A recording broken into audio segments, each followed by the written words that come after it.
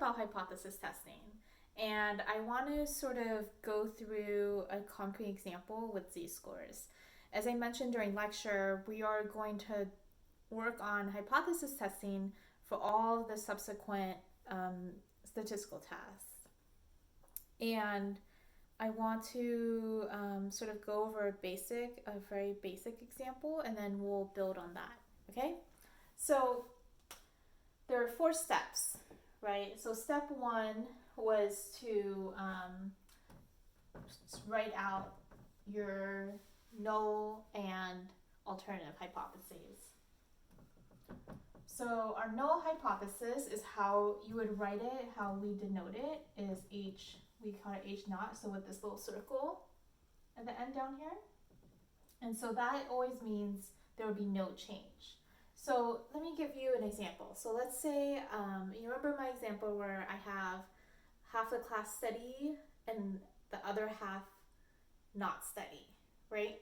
So for my class, so for my students who do study, I hypothesize that there will be, so for my null hypothesis, it would be no change, right? So my null hypothesis is no change, and the outcome measure is test score. My alternative hypothesis, so that's the hypothesis where I think something will happen. My alternative hypothesis is that there will be a change. Will change in test score. Okay? So again, our null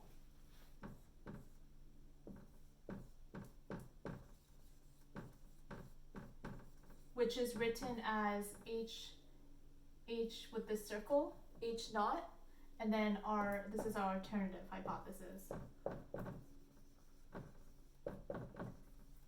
Right, and that hasn't changed.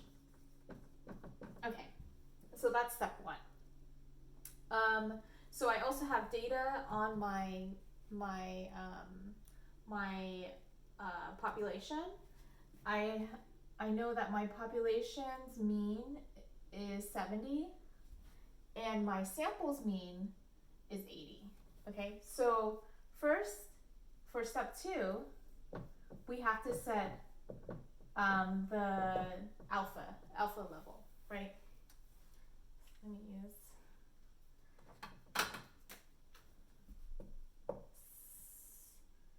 set alpha level. So because my hypothesis is that there will be no change, my null hypothesis, we have to see where there will be no change, right? So this goes into when I was talking about two-tailed versus one-tailed. Because I'm saying there's no general change, what that means is within the extremes, these are the critical regions, okay?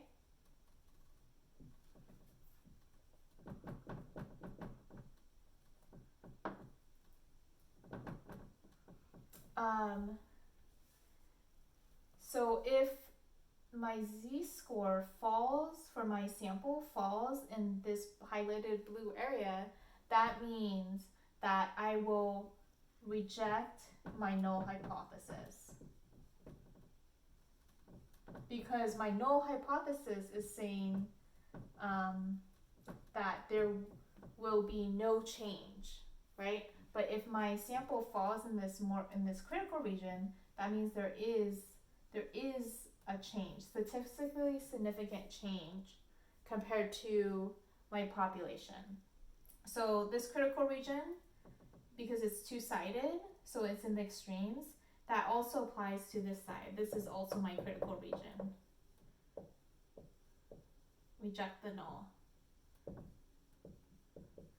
But if my sample falls within this region, then we need to accept the null hypothesis. So that means there's no change if it falls somewhere in here. Okay? So set the alpha level, I'll say in the problem that the alpha level is blank. So if I want the alpha level to be 5%, I know for z-scores, so we're doing this for z-scores, that is 1.96. A z-score of 1.96, so that's positive 1.96 versus a z-score of negative 1.96. Okay?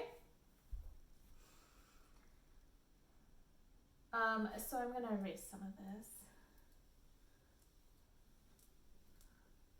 So then, step 3 is to collect data, which I already have for you. So the mean, the population's mean is 70, the sample's mean is 80. And we're also, so we collect data and we calculate the z-score or the test statistic for our sample.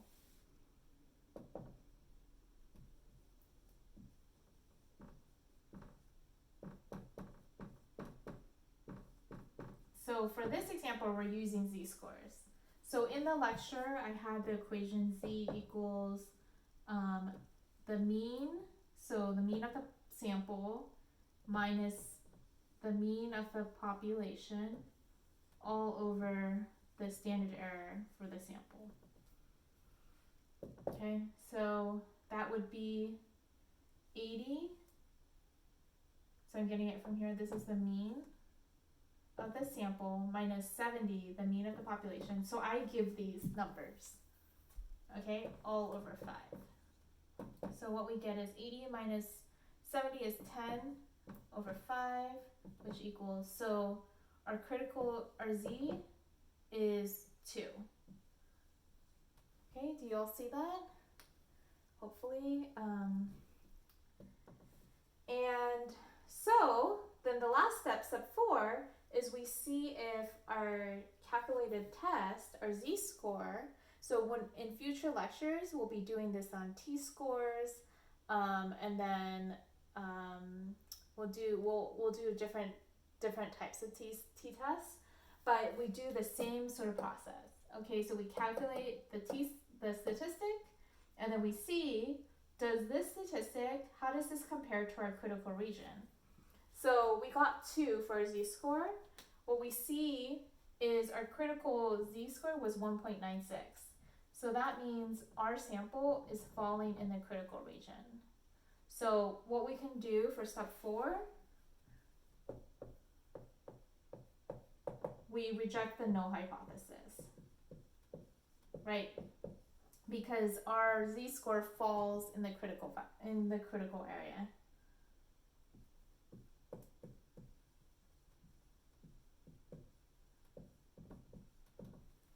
So I went through a lot of concepts, so please post any questions you may have in the discussion in Canvas.